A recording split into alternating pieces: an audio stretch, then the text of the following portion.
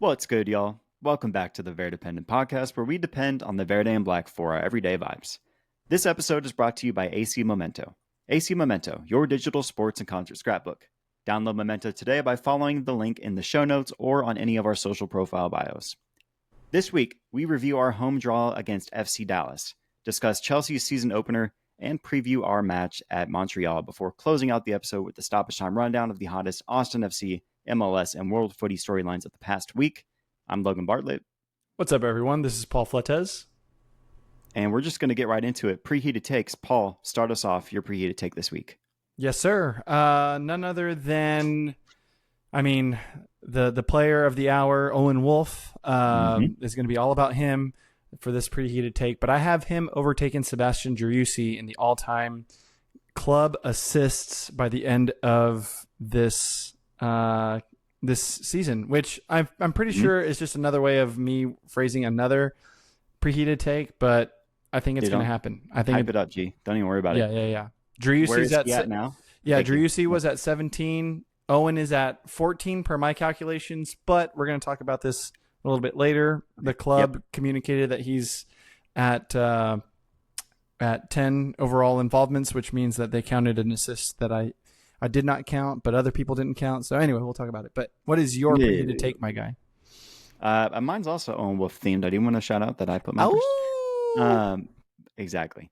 I have it that Owen Wolff will earn his 5th Team of the Match Week recognition after this weekend's match. He just received his 4th. We'll talk about that as well. We're just talking. We might as well just get in the first half at this point because we're just doing it. Do it. His 5th Team of the Match Week recognition. He is him.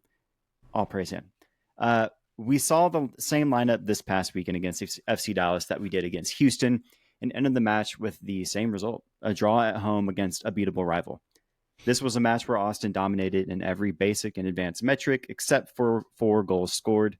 Austin did extend their unbeaten streak to 6 matches, but not in an inspiring fashion, in my opinion. We were both very confident in an Austin victory going into this match. So tell me what stood out that cost Austin points. Yeah, man, I think there were a lot of things that kind of came together for this one. I would say really just kind of the inability to finish off, the chances in the final third for us against Dallas. You don't say. Well, I'm just saying, G. I mean, that was the big one because we had some moments there, and just looking back on it, the way that Dallas was able to score off of Shaq Moore's, second shot of the game, and it takes that deflection, and then it's like we didn't deserve that, It reminded me of, was that 2 seasons ago when we played in Dallas and we were holding a 0-0 draw, and then the last action of the game is a Nkosi Tafari header to win it for Dallas 1-0 at the death. And that sucked, but this sucked a little bit less. But we'll get into a little bit more as to, the positives and the ups, downs and stuff. But what did you think, stood out? I hate to start this with the negative. I realized that I did that. That's my bad, everybody. But, I think a random stat that stood out to me that I find interesting is that at least on SofaScore, that statistical tracker, they had FC Dallas creating 0 big chances, which generally means that they should have had 0 goals, right? In theory, which shows you how fluky that goal may have been that they scored by Shaq Moore. Obviously, the deflection you mentioned already, but man, I think what's his face, the backup keeper that stood in, Collodi, kind of did his thing. Thank you, Solid Collodi. Snake Jr. Yeah, dude, for real, with the Solid Snake headband for sure. Yeah, he did his thing, man. I think it's one of those games where you just have a random night of a solid keeper overperforming what you would expect him to do. That tends to happen at Q2, doesn't it? It does, man. It does. And so I think he definitely kept them in the game. We had some decent chances that could have or should have been goals. And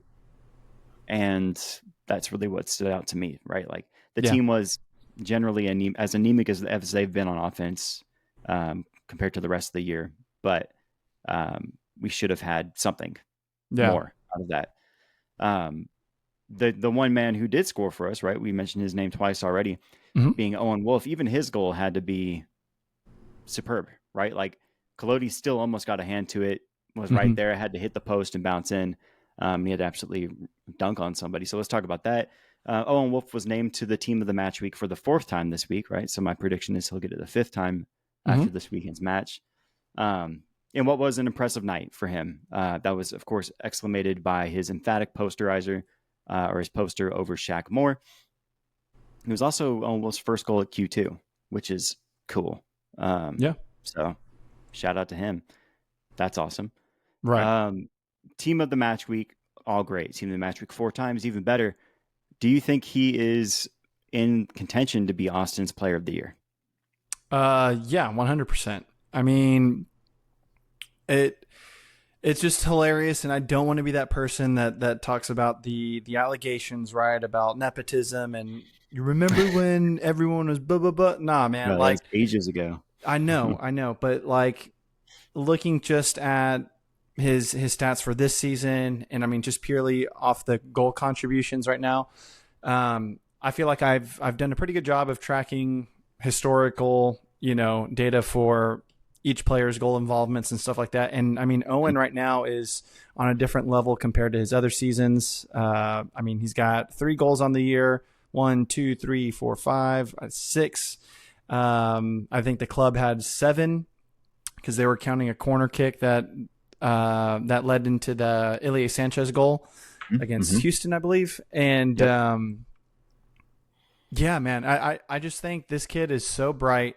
And I mean that whole sequence on the right hand wing there in the second half, Yeah, that was beautiful. that dude, like that is like Sebastian Driussi Mm-hmm. 2022, like peak, just aura farming, like It is. taking some It dude, is. and just megging him and then trying to put something in there. But Yeah. I mean, that's coming from Owen, and I don't know, man. He's so good. And I think it's important to remember like the context in which he's operating in, with Bukhari, with Dessler, with Uzuni, and we're still not able to, you know, get the floodgates open somehow on the offense. But he's been able to create the spark and keep that alive for us this season. So yeah, he's definitely in Yeah. contention for Player of the Year. What do you think? I think so too. I think it's consistency. It's also what he's done um, on the defensive end of the field. He's been solid in creating and pressing and or Mm-hmm. stopping the team from their build up and whatnot, and pressing in the attack, and all the other things that don't get counted in the stat sheet. Right? He's just been a motor for this team and consistent. Um, he might be one of the top minutes leaders this season. I haven't looked at that, but I would go out on a limb and say Yeah. behind Stuber and maybe Heinz Ike or somebody else in that realm, Mm-hmm. he's up there because I don't think he's missed many games, if any at all. Um, Yeah. FB Ref has him fourth behind who? behind Brad, Guillerme, Biru, and Heinz Ike. And then Yeah, Owen is okay. fourth. So I was going to say Bidu was the other guy I would have called Mm-hmm. out next to Heinz Ike. So yeah, I mean he's been consistent. He's available, which is the best ability to be. That's right. And he's also quality. He's creating chances for us. So um, definitely player of the year. I think it's also just, I don't want to get too deep into this rabbit hole of kind of the academy and playing young players and whatnot, but it's a testament to to playing young players right early Mm-hmm. on. And by no means is every player going to be as talented as Owen Wolff may be, especially at 16. Mm-hmm. Um, but it just makes me curious to think like, what if we played Micah Burton the last couple of years, right, and gave him some run? I understand that there's not necessarily a place for him in this roster the way we have it organized, and we brought in Nicky Boloko and other dudes that play in the midfield Right. that'll take minutes away. But just in theory, right, we have CJ Vosri who's getting minutes every once in a while. Granted, he's older than Owen Wolff, but Mm-hmm. just looking at that, like we haven't seen much of our young guys yet in 5 years. It's just been Owen Wolff, a Yeah. few appearances from other guys here and there. But I'm curious to see how that, I don't know, how Owen Wolff just becomes a trailblazer and charts that path for the next generation of guys. We're in year 5. We have decades and decades to look back on this and Mm-hmm. see like how, you know, our talent farm here at Austin FC grows and ends up playing a bigger factor. But Owen Wolff is a testament to that. So that's what's up. nepotism or not, Brogan can ball. So it worked Yeah, out yeah, for us. yeah. I mean, everyone's got to recognize him for the baller that he is. I mean, take the last name away, dude, and just watch Hmm. him, and everyone would be like, "Yeah, that kid can ball," you know. Bro, And so, what if he just went first name only? What if he just went Owen? imagine, That'd be bro. hard. That'd be hard. Yeah. That'd be hard. Um. Too late for that. But Yeah. let's wrap this up. Any other things that stand out that you could take away from this match, positive or negative, whether it's on the attack, defense, whatever else? Yeah. Call it I out. actually want to commend from the initial kickoff. So Austin was kicking off first, and you had Danny Pereira in the middle of the circle. And I mean, there's nothing to this, but I just thought it was cheeky that he fakes the initial kickoff Yeah, he just does. to kind of bait one of the Dallas players to go across the midway line, and Hmm. then kicks it, and then it goes all the way back to Stu and whoever was pressing. I can't remember who the player was, but It then doesn't matter. Stu just decides to pump fake, and then Yeah. I was like, two cheeky moves within the first 3 seconds of the game. Like, this is the kind of energy that I'm looking forward to. Yeah. And it was great, and then from there, it quickly kind of leveled out and went back to the tic-tac-toe that it was. But Mhm. I appreciate, those moments where the players can kind of, I don't know, just be free for a little bit and Yeah. go from there. Unfortunately, it didn't go our way in terms of a full 3-point win, but Right. we gotta we Right. gotta move and get ready for the next one. Yeah, it's good to see a little like flexibility and a little freedom and just kind of like Mm-hmm. shake the nerves off. Like, cool, we're just messing around out here, having a Yeah, we're great time. vibing. We're just vibing. Yeah. What about you, I man? think I think Nico did a better job about substitutions this game. Mm-hmm. A little bit earlier, I think putting in Savovich early on was a decent move, um, regardless of how he played. Yeah. I like the Gallagher Obrian pair that came in the 75th minute or so. Mm-hmm. Uh, that's good speed to add to a game late, to start to threaten and get in behind and just force tired legs to move. Mm-hmm. And anytime we get a Jean Coleman appearance, I'm excited. And in that case, like we definitely wanted the ball and we wanted the sling and crosses, and that's the guy you want. And even just his presence and watching a cross of his go in, it just looks dangerous no matter what, right? Always Because the has. keeper can't decide if he should come out or not, and it always puts him in a weird spot. And if we can get a head onto it, the Yeah. keeper's always in some kind of precarious position, it seems. So Yeah. I was excited to see that. And I honestly, I think the Fodry, again, he's still ironing out some of his wrinkles and how he performs on the field and whatnot. But he's profile wise the kind of guy you want to put in when you want to sling crosses into people's heads. Yeah. He's a target man for He's sure. big, he'll jump. So I thought that was smart. It didn't pan out how we needed to, but it didn't lose us the game. So Yeah. I was more impressed with how he managed substitutions compared to the Houston game. So Yeah. that's all I'll say about that. Let's move across the pond and look at Chelsea. So Chelsea opened their campaign for the Premier League season against fellow Londoners Crystal Palace. Before we get to specifics, bro, I just want to feel the vibes. Like, how does it feel to have Chelsea footy back, Prem footy back? Just we're in the crunch time of MLS, and we get a full season of Prem again. How's it feel?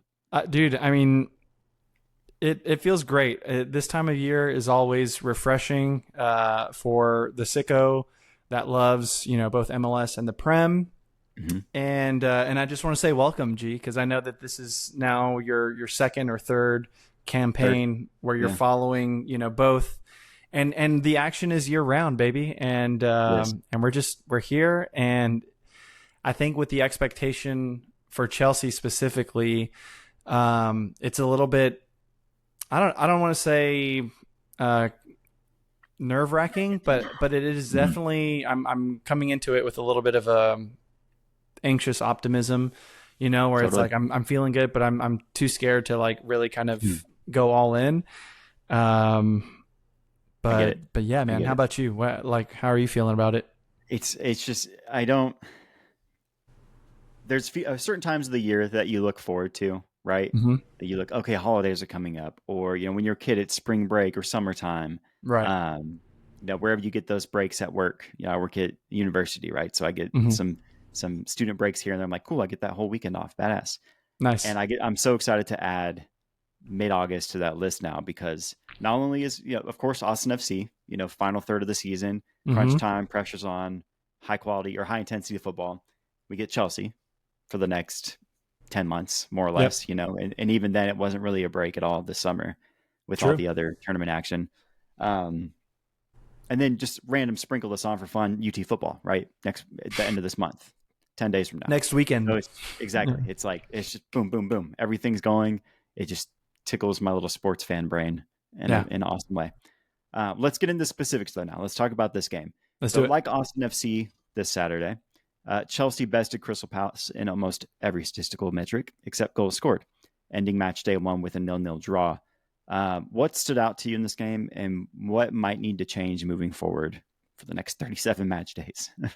Right. Yeah, I think what stood out is the roster flexibility, or not flexibility, but just the willingness to start new guys. In terms of, as the head coach Enzo Maresca signing, Jamie Gittins, and Yep. I'm trying to remember some other new faces that we put out there. We'll get into it. Don't Yeah, worry. yeah. But I don't know. I like it. It's like, obviously we just got done winning a midsummer tournament, and so some folks might need a little bit more rest and recovery. Let's see what the new guys bring. So I appreciated the risk taking there. And Crystal Palace is not an easy side anymore.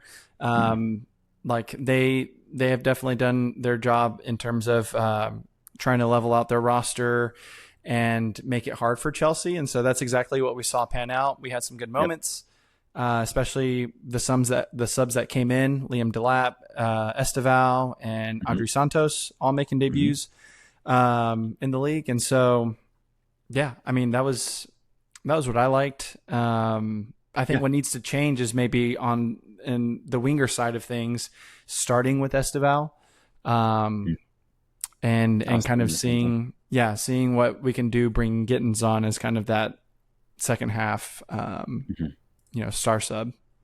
Yeah, but to be fair, one game in, right? I wasn't expecting some crazy sage tactical stuff. It's just a fun question of like, hey, maybe we could have won that game. Yeah. What do you want to see moving forward? Yeah, but if you saw that game and you saw the difference between Gittins and then when Esteval comes in and his first action is driving at defenders and trying to get something, on target. No fear. No. I was like, yeah, go ahead and start this kid. Let's see what happens. Especially at home too. The fans already love him. Every time he did anything, the whole crowd's like, oh, right.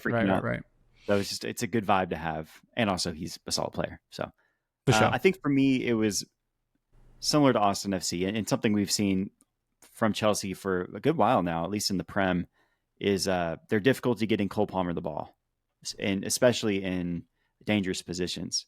You saw like in the latter half of the second half, he started playing really deep, coming down to the defensive backs, getting the line, or to the defensive line, getting the ball, moving the ball up, trying to create and just start running toward the goal. So he has some movement and space, but it's a problem we see with, Uzuni and others, and Drew see in years past with Austin FC.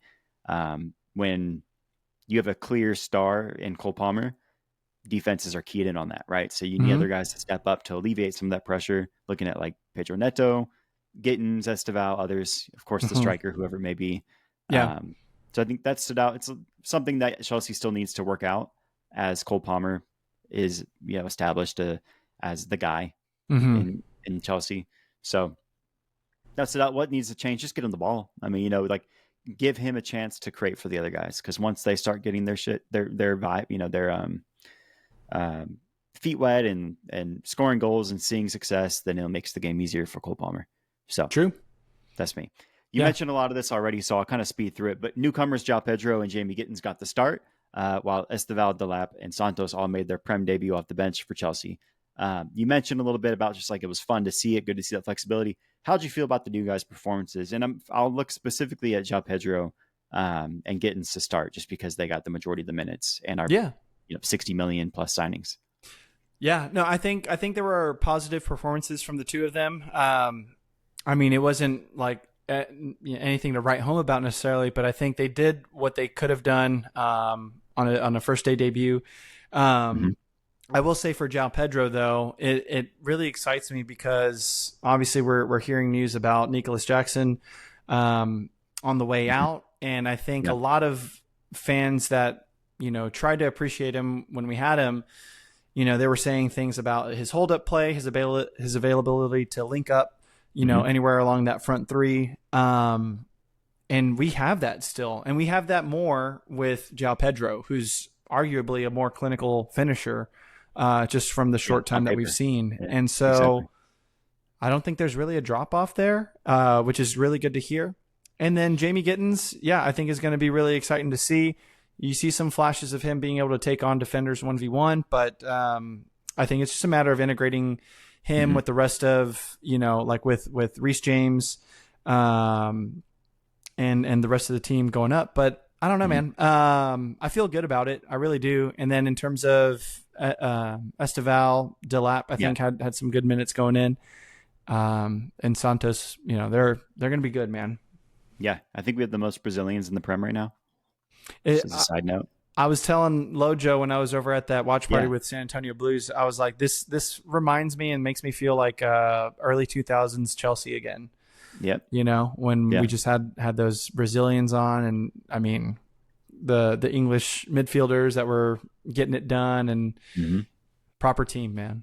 Hell yeah, dude. Yeah, Yeah, it's fun to see, and I'd agree with all your takes, especially like João Pedro just seems so comfortable with the ball, and he's willing to get the ball. I will say it's going to be an interesting season, or at least the early season, while we watch Maresca figure out the João Pedro Delap pair, right? Because I mean, Liam Delap has proven he's played a year in the Prem already, and he scored 12 goals, right? He's very yeah, comfortable in this league, and I thought that showed in his 18 minutes off the bench.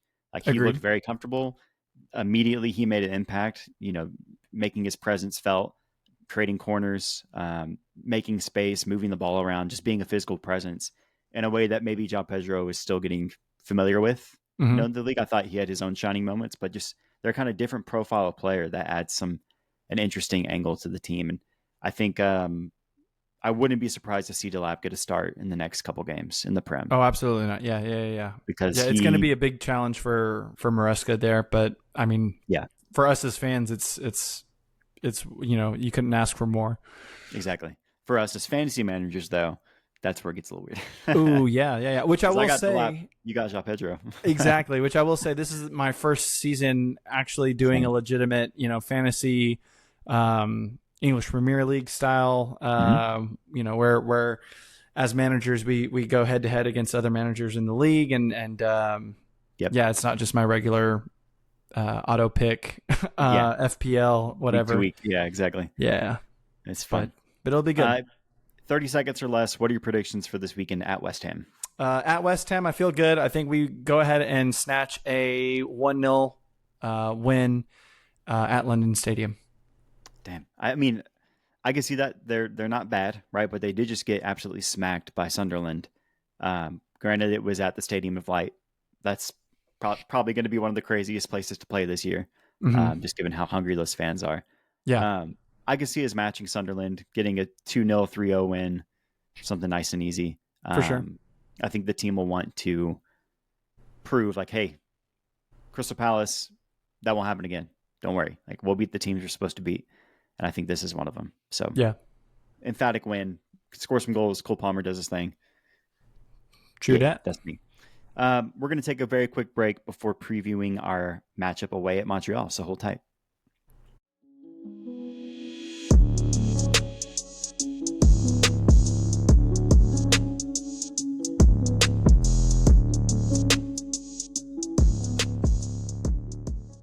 And we're back. Looking ahead to this weekend, Austin faced Montreal for their third ever matchup. Austin owns both wins and only 2 goals scored in their all-time head-to-head.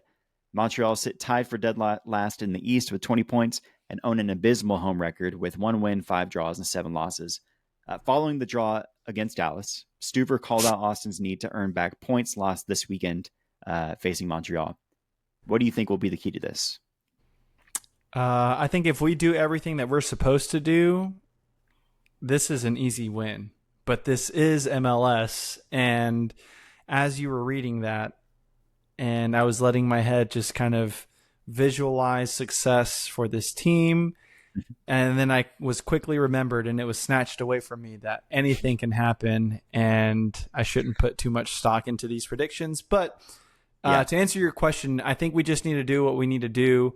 More specifically, from the midfield up, and we just got to be able to connect the way that we were connecting away at DC, and opening up a team that is just leaking goals.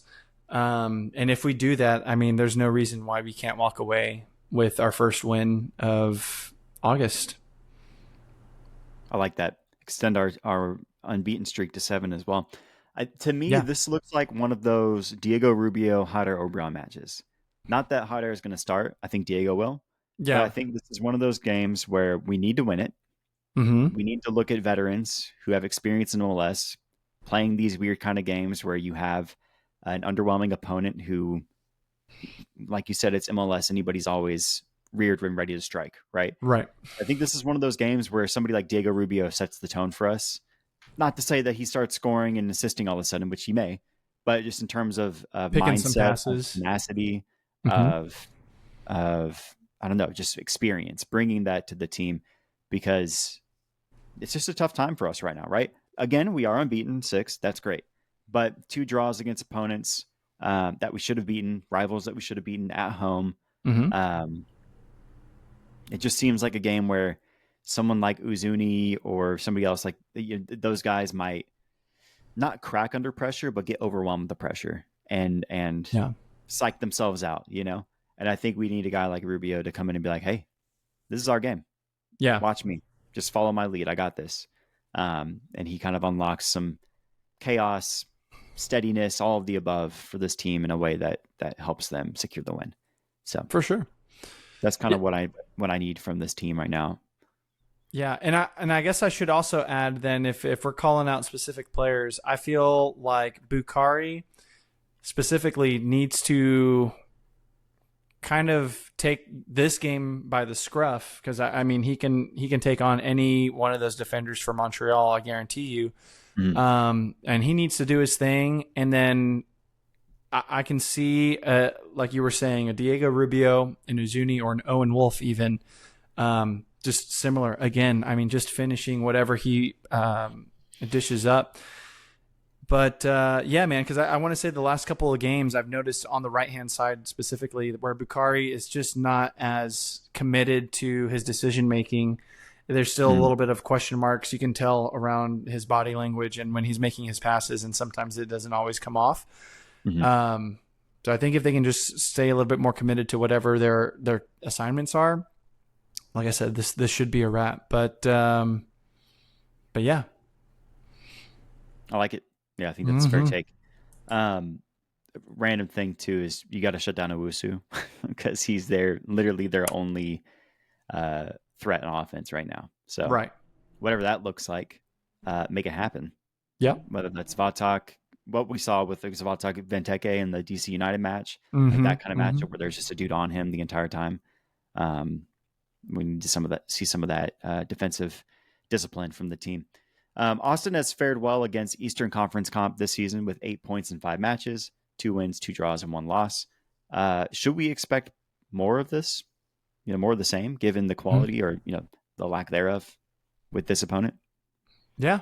I mean, you could definitely expect it. And if you're a relatively new fan, by all means, we need you to carry that expectation, because the likes of me and Lobar, I mean, this is heavy, bro. I don't want to keep expecting and then getting pulled down. But no, right. To keep it light, I do think that this is something that we can all expect this Austin FC team to continue the streak, quote unquote, of success against Eastern Conference opponents.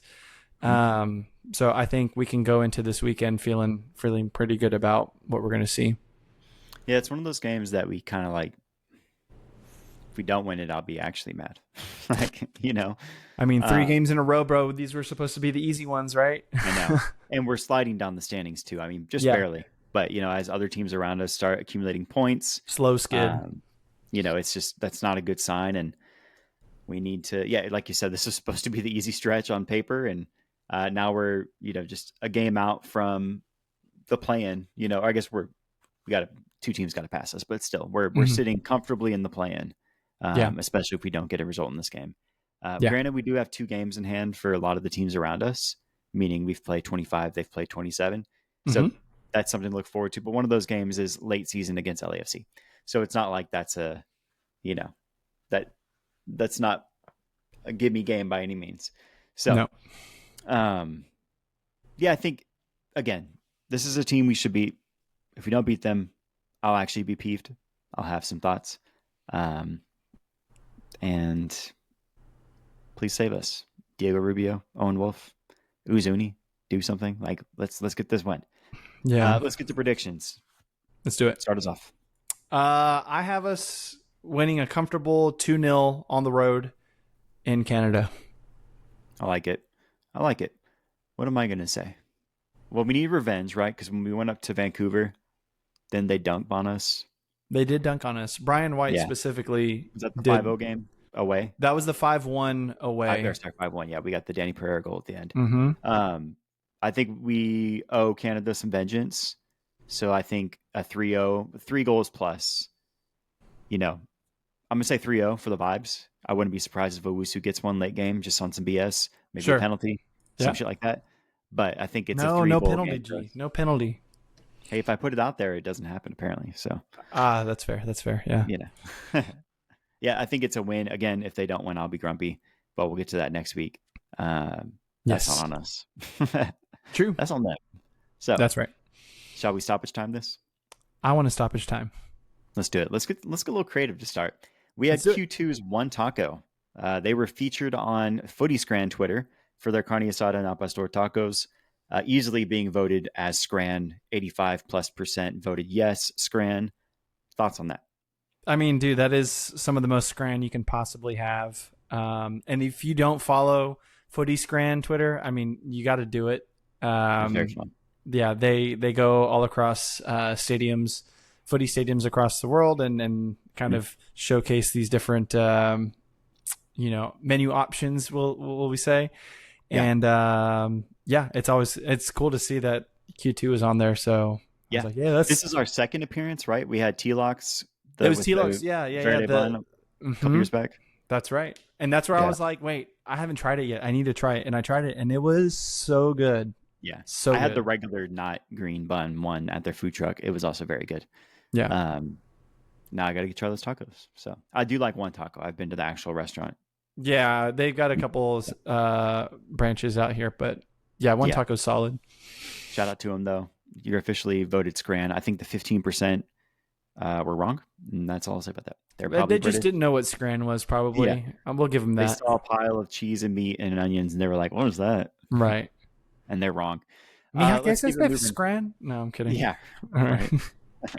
It's not a round pea-covered mush ball. I don't understand. Right. Also Scran, to be fair. I did enjoy that. Keeping it moving, we had Thomas Muller making his Whitecaps debut this weekend, erupting the crowd after hitting the back of the net on a goal that was unfortunately called offside. Shout out Brian Wright for that. Brian White, sorry. Mm-hmm. Yeah. What do you think of this debut? I think it was a positive debut. You could tell that he was excited to get on, and I mean, against Houston Dynamo, if that goal had stood, I mean, I don't think they have it in them to equalize at the death the way they did, but it's going to be interesting to see, Thomas Muller still kicking around for Vancouver. So we've got a tough opponent for real. Yeah, we already did. Now it's even more tough. So you're right, bro. You're right. They've been our enemy. I know. Yeah, that's cool. Good to see. I don't care about the retirement league narrative. He was still balling before this, so yeah. Shut up. True. 2026 FIFA World Cup volunteer applications are open. On a side note, we will link the info in our show notes because that's pretty cool. Paul, did you sign up? I did actually. Yeah, man, because I was like, World Cup in my country, bro. Like, and I'm old enough to try and do some volunteering for it. I mean, say what you will about FIFA, bro, but if it's my way to get a ticket or do what I need to catch some of the action, Yeah. I would encourage you to check it out. Let me But ask I you do. this: Go ahead. when you signed up, did you have to pick what city? Like, did you pick Houston You or you do have an Dallas? option for selecting your host city, and I did pick Houston. So Obviously. yeah, not getting rid of the allegations anytime Yeah, soon. hold it down. Am I right? That's right. You were going to say something else. I cut you off. Was there other vibes you wanted to put out there? No, man. I think the vibes were put out there. We're good. Okay, No more good, good, needed. good. Just want to make sure. Yeah. That's cool. Right. Sign up if you want. Hell yeah, dude. Go Yeah. see Would some you free do it? footy. Would you do it? I mean, yeah, I guess I'll look at it. I'll look at it, see what's If up. time, money, work wasn't a thing, bro, would you? Oh, I mean, I'll take off work. I don't, yeah, if that came to be an option, I'll sign up. I thought there was a distance requirement or like It minimum. isn't. It isn't. It's like they just say like, hey, it's cool if you live within 50 miles of a given host city, but as long as you get yourself there, then we'll hook you up. We'll I'll do do what it you then. need. Yeah, why not? Do it, bro. Everybody join us. One of us. Come on, Let's do come it. through. Austin FC representation. Looking out at LAFC, Heung-min Son's LAFC jersey is the highest selling jersey in the world right now, ahead of Messi's Inter Miami jersey and LeBron James's Lakers jersey. Wow. Thoughts? John Thornton is the source here, which is the GM of LAFC. So take it with a grain of salt. But I mean, I still think that's impressive. And if there was any rumor that would be circulated that I would, like to continue circulating, I think it would be this one. Because I mean, for Son to come in, 2 weeks ago, last week, and then for those numbers to go through the roof like that, I mean, that just shows you the caliber of baller and popularity that that we have here in the league now. And I would rather see a Son jersey than a Messi jersey. But yeah, man, you feel the same too. Good. Yeah, Good. I do. I think he's a better spokesman. He would have showed up to the All-Star game. That's all it was. That's all I'll say. Bars. And he will next year. So, and Yeah, he'll smile yeah, the yeah. whole time. Preheated Very take? gracious. Yeah. Very grateful for it. So, Yeah. yeah, that's a hot take, right? He'll be there. Messi and Son are going to be there every year as long as they're here, and Moeller too, straight up. True. Let's look at NWSL. San Diego Wave beat Bay City 2-1 and extend their unbeaten streak to 5, which you'll remember began with their 3-2 win over Houston Dash in June. Good times. They now sit alone comfortably in second. Yes, they do. Houston Dash beat Gotham City. Hell yeah. On the road 2-1 and now sit alone in 10th. So that's progress. We're right there, dude. We're right there. I need you to stop dunking on Houston so much, bro. We are coming for y'all. But no, in all seriousness, this is awesome. At the death, Michelle Lozier, to beat and upset Gotham. I mean, after Esther, hits you 8 minutes into the game, bro, and you still got it to win. I mean, that's good on Houston. And then shout out Wave, dude. I mean, sitting comfortably in second like that, getting past Orlando, not an easy task. Yeah. Yeah, and I will say the Houston Dash win is, I mean, one, they're on their own little 3-game unbeaten streak themselves. But with this win against Gotham, they're only 2 points back behind Gotham, who's sitting 8th. So this was big implications in the final 40% of games or so left in the year.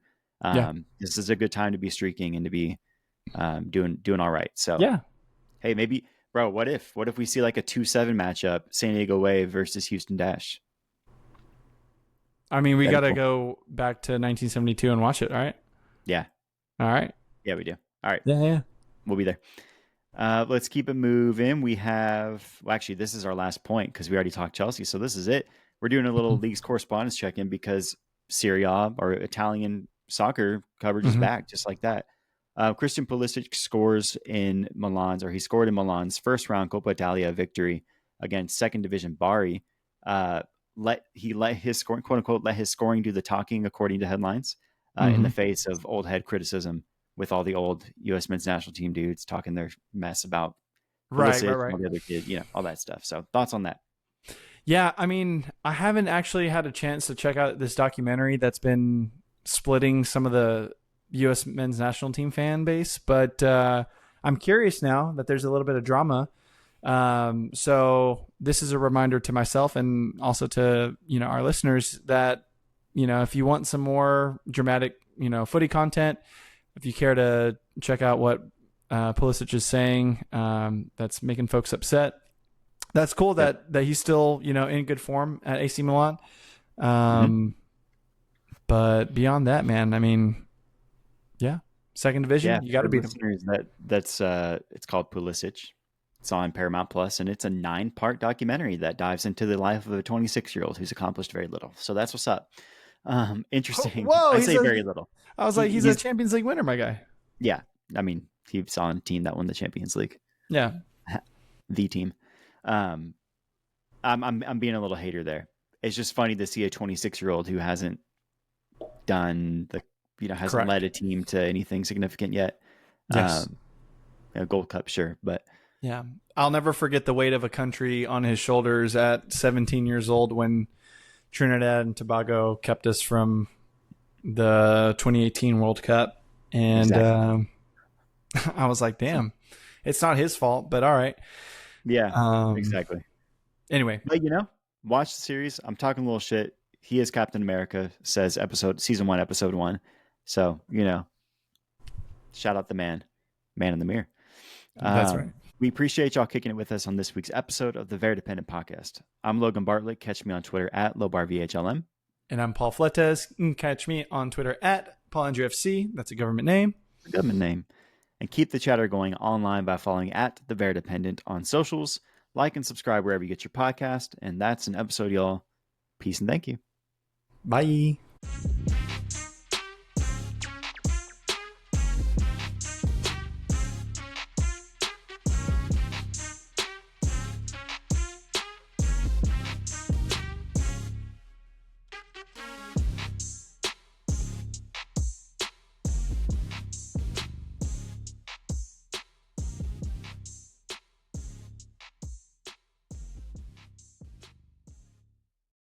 Oh, why are you screaming at me? Oh my God.